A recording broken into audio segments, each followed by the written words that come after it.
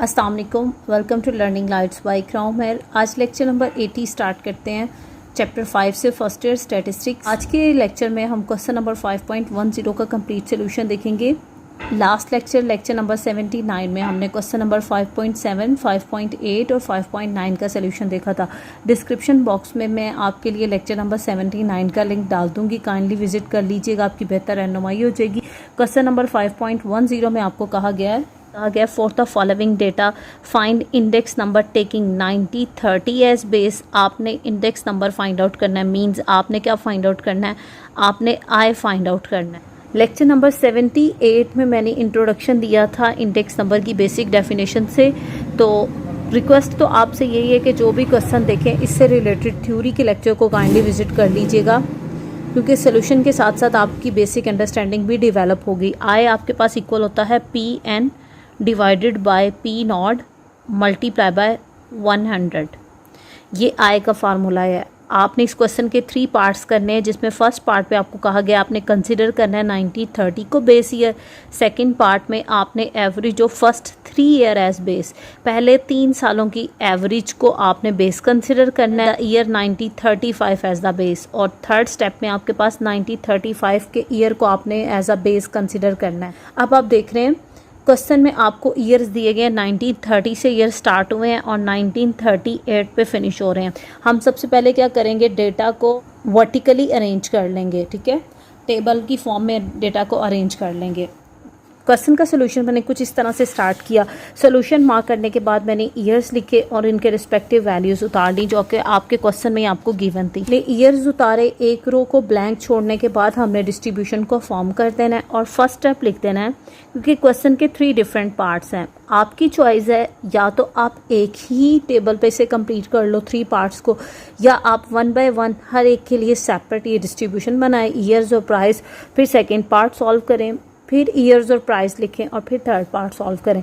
मैं आपके सामने एक ही डिस्ट्रीब्यूशन में कोशिश करूंगी ये 3 पार्ट्स को ही सॉल्व कर लूँ। फर्स्ट पे है 90, 30 एज बेस, ये क्वेश्चन में आपको मेंशन था।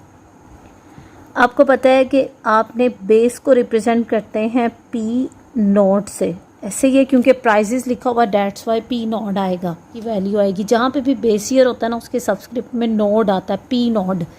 इसे 0 नहीं, P नोट बोलते हैं। P नॉट किसके इक्वल है, ये 90, 30 नहीं इक्वल होगा, ठीक है, ये P नॉट इक्वल होगा प्राइस ऑफ ईयर 90, 30। आपने अपने डिस्ट्रीब्यूशन पे जाना है, 90, 30 के रिस्पेक्ट आपको वैल्यू दी गई है 4, तो फर्स्ट स्टेप में आपके पास P नॉट आ जाएगा ये। ऑलराइट, अब आपने क्या करना है, प्राइस के बाद आपने फर्स्ट कॉलम बनाना है। इधर हम लिख लेंगे कि मैं यहाँ पे पार्ट 1 सॉल्व कर रही हूँ, और आई किसके इक्वल होता है, आई इक्वल होता है Pn divided by P not. मैं P नॉट की जगह पे 4 लिख देती हूँ, क्योंकि क्वेश्चन में हमें खुद से गिवन था, मल्टीप्लाई बाय 100। अब आप देख रहे हैं आपने आई कैलकुलेट करना है फर्स्ट ईयर के एंगेस्ट, 90, 30 के एंगेस्ट। तो आई का फार्मूला क्या होता है, Pn divided by P not multiply by 100। Pn क्या है, प्राइस ऑफ 90, 30 जो कि 4 है, और बेस ईयर भी 4 था, 4 बाय 4 1 आएगा, 1 को मल्टीप्लाई बाय 100 करेंगे तो आपके पास आ जाएगा 100। और अगर आपको याद हो तो मैंने आपको बताया था, जिस भी ईयर को आप बेस ईयर कंसिडर करते हो ना, उसके सामने आपके पास 100 आ जाता है। ऑलराइट, अब आप देखें 1931 के अंगेस्ट आपने आई कैलकुलेट करना है, तो 1931 के अंगेस्ट आपके पास कैसे आ जाएगा, 1931 की ये जो 5 है ये करंट ईयर कंसिडर होगा। करंट ईयर की वैल्यू को आप डिवाइड करोगे बेस ईयर की वैल्यू से जो 4 है, मींस न्यूमिनेटर में 5 आएगा, डिवाइजर फिक्स रहा 4। तो अब आपके सामने देखते हैं कि हमारे पास क्या आएगा, 5 डिवाइडेड बाय 4, ये आपके पास आ रहा है 1.25, और जब आप इसे 100 से मल्टीप्लाई करते हो तो आपके पास आता है 125। तो मैं यहाँ पे लिख रही हूँ 125। नेक्स्ट आपके पास क्या है, करंट ईयर 1932 और इसकी वैल्यू क्या है 6। अब की बार आप 6 को न्यूमिनेटर में रखोगे, डिवाइज़र फिक्स ही रहेगा 4। इक्वल का बटन प्रेस करोगे तो देखिए मैं बार बार ये वाला बटन प्रेस कर रही हूँ ST, क्योंकि मुझे पॉइंट में आंसर चाहिए था 1.5। ठीक है, इसे लिखना नहीं है क्योंकि हमने इसे मल्टीप्लाई बाई भी 100 करना है। तो ये देखिए जब मैं 100 से मल्टीप्लाई करूँगी तो ये 150 आ जाएगा।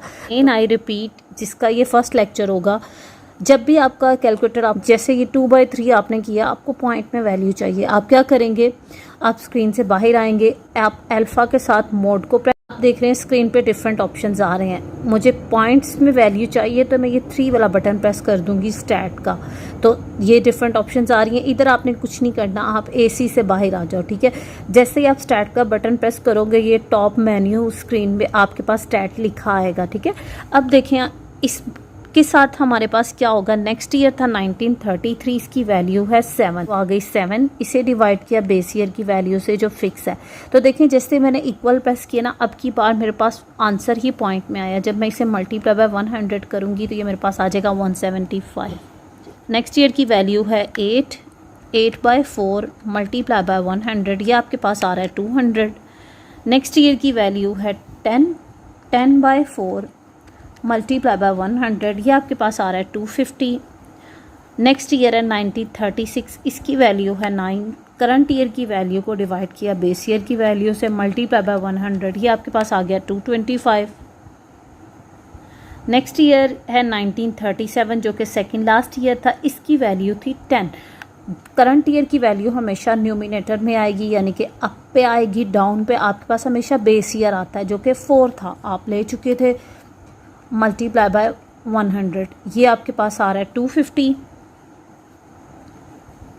लास्ट ईयर है 1938, लास्ट ईयर को नहीं न्यूमिनेटर में रख दीजिएगा काइंडली, आप 1938 को न्यूमिनेटर में रख लें। नो, 1938 की प्राइस वैल्यू को आप न्यूमिनेटर में रखोगे जो कि 11 है।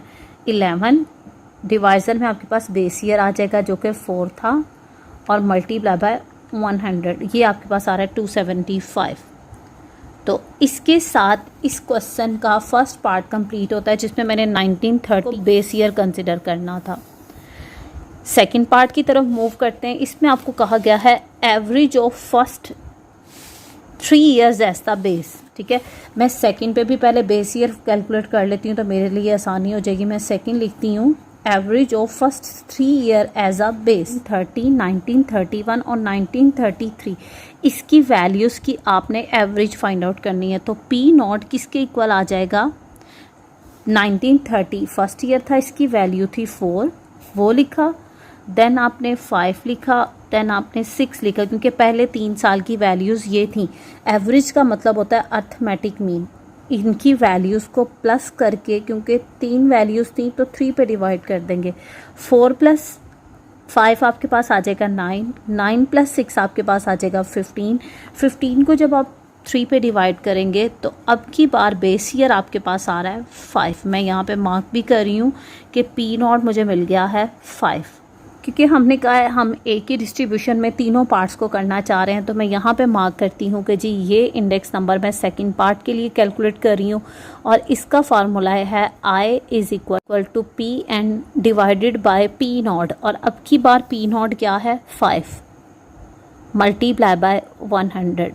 अब आप देखें मैंने फर्स्ट पार्ट को हाइड कर दिया ताकि आप इससे कंफ्यूज नहीं हो। अगर आपके क्वेश्चन में जस्ट ये काम आपने करना था तो प्राइस के बाद आपके पास सिर्फ यही कॉलम बनेगा। अब आप देखें 1930 के अगेंस्ट इंडेक्स नंबर कैलकुलेट करना है, लेकिन बेस ईयर कंसिडर रखना है 5। तो पहले साल की वैल्यू थी 4, 4 को जब मैं डिवाइड करती हूँ 5 से मेरे पास आ रहा है 0.8, और जब मैं मल्टीप्लाई बाय 100 करूँगी तो ये आ गया 80 है। 5 को 5 पे डिवाइड करेंगे 1 आएगा, मल्टीप्लाई बाय 100 करेंगे तो ये 100 आ जाएगा। थर्ड ईयर है 1932 और इसकी वैल्यू क्या है 6। 6 को न्यूमिनेटर में रखेंगे और डिवाइड कर देंगे बेस ईयर से, जो कि आप डिसाइड कर चुके थे पहले 3 साल की एवरेज, वो था 5 मल्टीप्लाई बाय 100, ये आपके पास आ रहा है 120, यहाँ पे लिख लिया मैंने। नेक्स्ट ईयर था 1933, इसकी वैल्यू थी 7, 7/5 मल्टीप्लाई बाय 100, तो ये आपके पास आ रहा है 140। नेक्स्ट आपके पास है 1934, उसकी वैल्यू है 8, 8 डिवाइडेड बाय 5 मल्टीप्लाई बाय 100, ये आपके पास आ रहा है 160। नेक्स्ट आपके पास ईयर है 1935 और इसकी वैल्यू है 10, ठीक है। तो हम क्या करेंगे 10/5 मल्टीप्लाई बाय 100, ये आपके पास आ रहा है 200। कि नेक्स्ट ईयर है आपके पास 1936, इसकी वैल्यू है 9 डिवाइडेड बाय 5। अच्छा, ये जो 9 होता है ना, इसको करंट ईयर कह रहे होते हैं, क्योंकि जिस साल के लिए आप फाइंड आउट करना चाहते हो ना इंडेक्स नंबर को, उस टाइम वो साल करंट ईयर होता है। मैंने 1936 के लिए फाइंड आउट करना है, तो ये जो 9 है ये price of the current year है। Price of the current year को डिवाइड करेंगे प्राइस ऑफ बेस ईयर से, मल्टीप्लाई बाय 100, तो ये आपके पास आ रहा है 180। नेक्स्ट आपके पास है 1937, इसकी वैल्यू है 10/5 2 आएगा, मल्टीप्लाई बाय 100 करेंगे तो अगेन आपके पास 200 आ जाएगा। नेक्स्ट ईयर है आपके पास 1938, उसकी वैल्यू है 11/5 इक्वल मल्टीप्लाई बाय 100, ये आपके पास आ रहा है 220। अब आप देख रहे हैं थर्ड पार्ट में आपको कहा गया है कि आपने बेस ईयर किसे लेना है, the year 1935 as a base.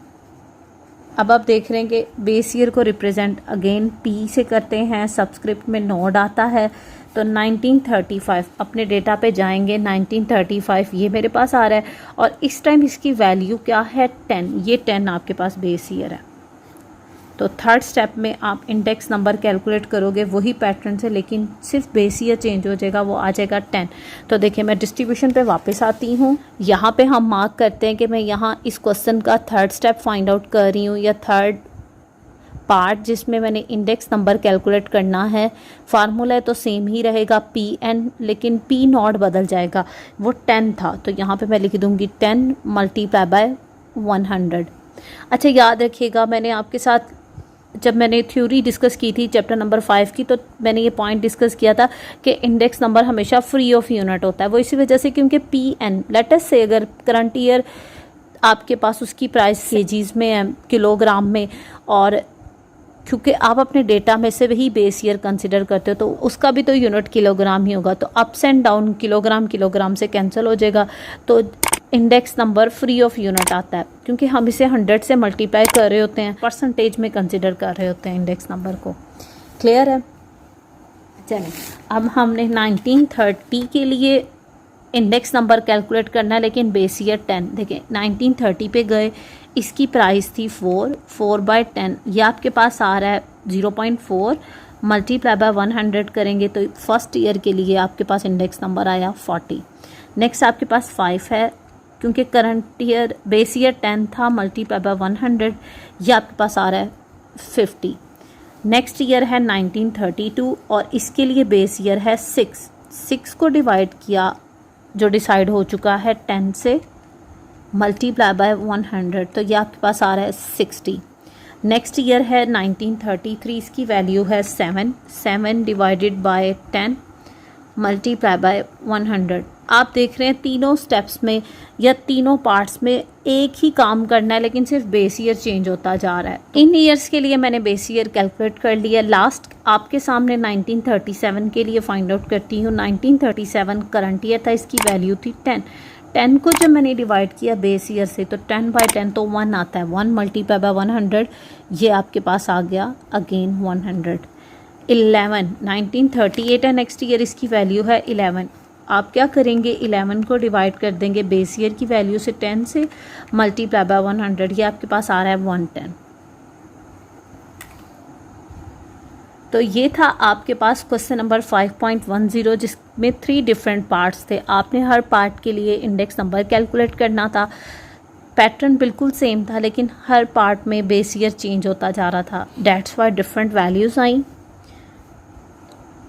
इसके साथ आज का हमारा लेक्चर फिनिश होता है। लास्ट पे आप सबसे रिक्वेस्ट है, प्लीज़ चैनल को लाइक और सब्सक्राइब करें, अपने दोस्तों के साथ शेयर करें। अपना ख्याल रखिएगा। अल्लाह हाफ़िज़।